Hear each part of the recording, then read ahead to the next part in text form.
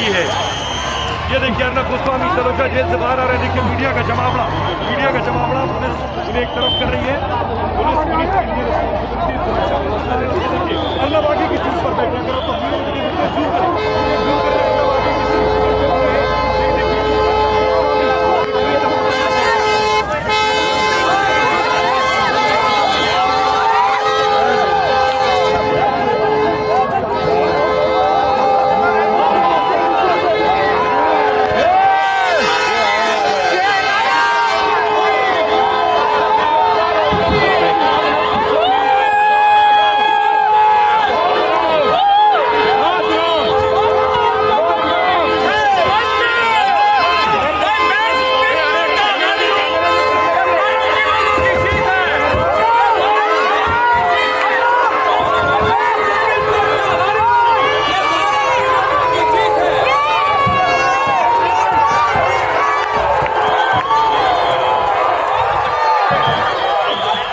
नमस्कार, मैं हूं अमित यादव और आप देख रहे हैं बॉलीवुड न्यूज। अर्नब गोस्वामी के समर्थन में जिस तरह बीजेपी और केंद्र सरकार के मंत्री खुलकर सामने आए, उन्होंने जिस तरह से इसका विरोध किया, आपत्ति जताई, उससे यह तो सबको पता चला कि कहीं ना कहीं सरकार का उन्हें बहुत ही ज्यादा समर्थन मिला है। इस केस से पहले किसी भी केस में सत्ता पक्ष के लोगों का केंद्र सरकार के मंत्रियों की मौजूदगी आपको देखने को नहीं मिली होगी।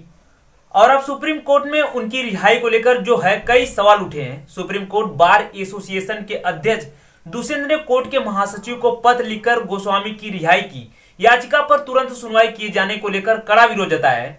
जिस तरह से छुट्टियों के समय में जल्दी सुनवाई हुई, उसको लेकर के दुष्यंत ने पत्र लिखा है और उन्हें पत्र में लिखा है कि एक और जहां हजारों लोग उनके मामलों की सुनवाई न होने के कारण से जेल में पड़े हैं, तो वहीं दूसरी ओर एक और प्रभावशाली व्यक्ति की जो याचिका है उसे एक ही दिन में सुनवाई के लिए लिस्ट कर लिया जाता है। दुष्यंत ने अपने पत्र में यह भी साफ किया है कि उनका इन सब बातों को लेकर के अन्नों से कोई व्यक्तिगत द्वेष नहीं है और न ही उन्होंने गोस्वामी के सुप्रीम कोर्ट जाने के अधिकार में दखल देने के लिए यह पत्र लिखा है।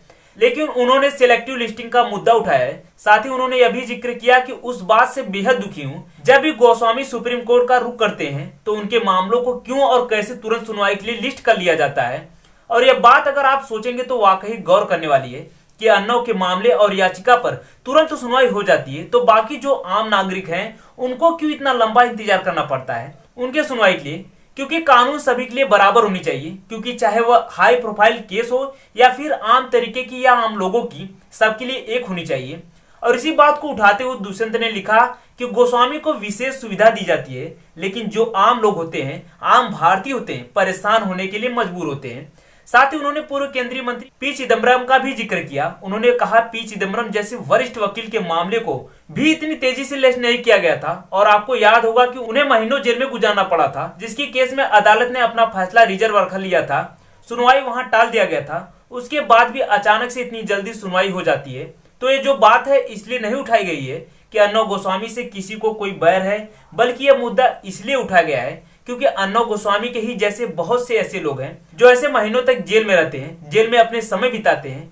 तो सुप्रीम कोर्ट की यह बात हो गई, लेकिन सबने देखा अर्नब जेल गए तो केंद्र सरकार में गृह मंत्री समेत तमाम मंत्री और बीजेपी के नेता ने इस पर अपनी प्रतिक्रिया दी और इसका विरोध किया और पत्रकारिता के लिए उठ खड़े होने की बात की।